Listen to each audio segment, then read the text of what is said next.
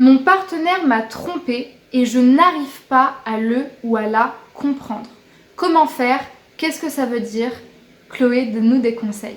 Bonjour à toi, j'espère que tu vas bien et bienvenue sur ma chaîne YouTube qui te parle d'amour et d'amour de soi. Je m'appelle Chloé Mercaer et je suis coach en amour certifiée. J'aide les hommes et les femmes à s'épanouir davantage dans leurs relations sentimentales en leur apprenant à nourrir leur estime personnelle. Si tu n'es pas encore abonné à la chaîne YouTube et que tu souhaites recevoir toutes les prochaines vidéos sur ce thème-là, eh bien je t'invite à t'y abonner dès maintenant en cliquant sur le bouton s'abonner et en activant la petite cloche pour recevoir toutes les prochaines vidéos. Contrairement à ce que tu as pu entendre sur il ou elle m'a trompé, c'est parce que tu n'étais pas assez séduisante, parce que tu arrêtais de t'occuper de toi, parce que tu n'étais pas ceci, tu n'étais pas cela, moi je ne vais pas du tout te dire ça. La tromperie, c'est une des difficultés importantes qui peuvent arriver à une relation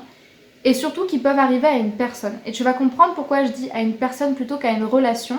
Et je vais t'expliquer en tout cas pourquoi la raison que je vais t'exposer, c'est souvent la raison qui revient tout le temps et qui permet d'expliquer pourquoi un partenaire qui n'arrive pas à t'expliquer pourquoi il t'a trompé malgré lui a été amené justement à de l'infidélité et à malheureusement batifoler avec un ou une autre alors que visiblement tout se passait bien dans votre relation. Généralement, dans la majeure partie des cas de tromperie, ce qu'on retrouve, c'est un partenaire qui avait pris ses distances dans la relation et un partenaire qui ne se retrouvait plus dans la relation. Il est tout à fait possible que toi, tu n'aies pas vu du tout cette distance-là et que tu n'aies pas du tout vu que le partenaire était confus, trouble dans votre relation. Et déjà, c'est déjà révélateur peut-être d'un manque de communication ou d'un manque de compréhension et d'ajustement sur la même longueur d'onde pour chaque partenaire. Parce que généralement, quand les gens trompent, que ce soit des hommes ou des femmes, ils trompent parce qu'ils ne se retrouvent plus dans leur relation et qu'ils n'arrivent pas à l'exprimer. Et tout ça, ça peut être expliqué par différentes causes pour le coup. Il peut y avoir la cause du désir qui s'est évanoui, qui s'est évaporé, parce que ça fait du temps, parce que vous êtes devenus parents, parce que ça a été chamboulé, parce que vous avez eu une baisse de libido et que vous n'étiez pas quelque part sur la même longueur d'onde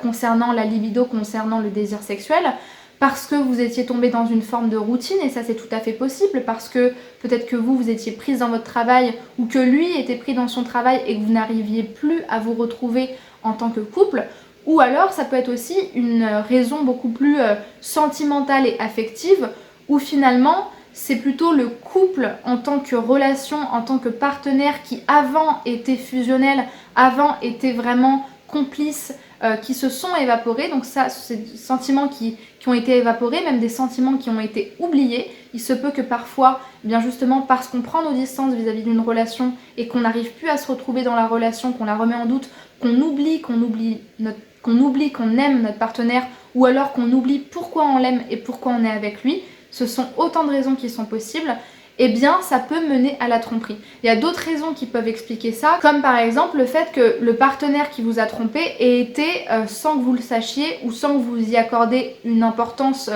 égale à ce qu'il vivait, une transition de vie importante. Un changement de travail, le fait qu'il soit en train de faire une crise dans sa période de vie, que pour lui ce soit une période qui était une période de changement, une période de trouble, une période de confusion, et le fait d'être dans une période de transition et ne pas se sentir compris ou ne pas se sentir soutenu ou tout simplement ne pas se sentir sur la même longueur d'onde que son partenaire, ce sont des raisons qui peuvent nous pousser à nous sentir d'autant plus éloignés de l'autre, et parce qu'on s'en sent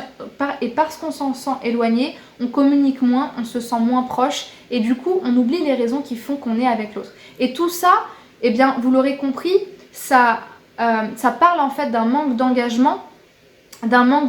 émotionnel qui fait que le partenaire qui trompe généralement, il se trouve non seulement dans une période de vulnérabilité par rapport à ce qu'il vit à l'intérieur, de vulnérabilité par rapport à vous parce qu'en fait il devrait être engagé, il devrait être investi, mais il ne sait pas pourquoi, il a un manque d'engagement émotionnel, et en plus de ça généralement, puisqu'il est en position de vulnérabilité, il est aussi beaucoup plus disponible et beaucoup plus,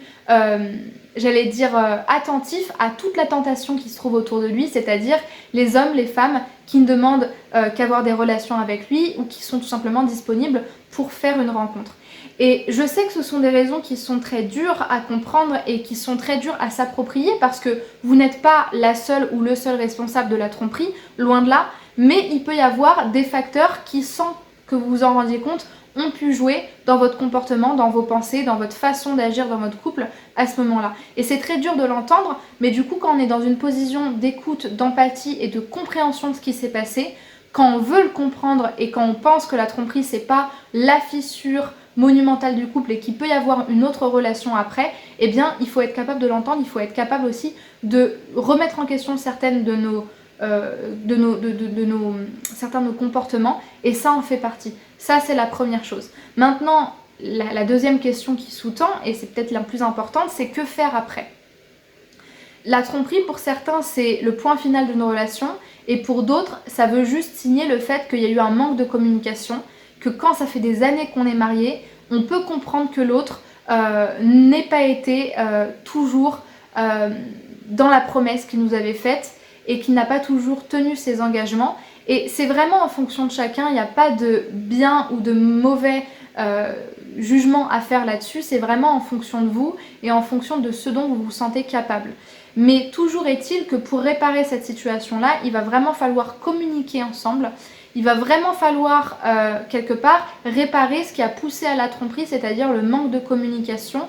et le manque de compréhension de ce qui s'est joué à l'intérieur de la vie de votre partenaire à ce moment-là. Et donc, ce qu'il faut faire, c'est justement communiquer, être capable de savoir est-ce que je vais être capable d'accepter ce qui s'est passé, de pardonner à l'autre, et quand je vais le pardonner, comment je vais appréhender, comment nous allons appréhender notre prochaine relation.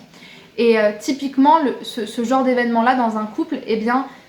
ça signe quelque part une forme de fin de relation, une fin de cycle, une fin d'une relation qui a bien démarré, qui a eu des perturbations et qui à un moment donné n'a plus fonctionné. Donc l'infidélité, ça peut être une forme de fissure, une forme de rupture et une forme de mort de relation, mais qui dit fin, dit forcément le début d'un nouveau cycle. Et quelque part, eh bien, si vous choisissez de réinvestir cette relation, vous acceptez aussi qu'il y ait eu une rupture, une fissure dans votre relation, une mort et un début, un renouveau, une renaissance. Et ça, c'est vraiment à vous deux de le déterminer et à vous de déterminer si vous vous sentez capable ou pas d'accepter cet événement dans votre couple. Merci beaucoup pour votre attention. J'espère vraiment que ça vous aura aidé. Si c'est le cas, n'hésitez pas à me laisser un pouce bleu, à vous abonner à la chaîne YouTube si vous voulez recevoir les prochaines vidéos. Pour ce faire, vous n'avez qu'à cliquer sur le bouton s'abonner et à activer la cloche pour recevoir toutes les prochaines vidéos. Si vous souhaitez être coaché sur votre problématique relationnelle, votre estime personnelle ou le pourquoi du comment vous enchaînez en fait les relations, les rencontres qui ne fonctionnent pas, eh bien je vous invite à réserver votre bilan sentimental offert. C'est un appel d'une quinzaine de minutes qui me permet de comprendre quels sont vos points de blocage, quels sont vos besoins d'accompagnement et de valider si vraiment je suis la personne compétente pour vous accompagner dans ce genre de problématique que vous vivez. Et n'oubliez pas que pour réserver l'appel en question, vous avez un lien dans la barre de description qui vous permet d'y accéder facilement et gratuitement. Enfin, si vous souhaitez me rejoindre sur mes réseaux sociaux pour m'envoyer un message privé ou tout simplement pour bénéficier du contenu que je publie régulièrement sur ces plateformes, Instagram, TikTok, LinkedIn et bien d'autres, eh bien vous avez dans la barre de description de la vidéo la liste des différents réseaux sociaux que j'ai et sur lesquels je publie. Merci beaucoup pour votre attention et pour votre temps et votre intérêt. Prenez bien soin de vous et à très vite pour une prochaine vidéo de coaching sentimental.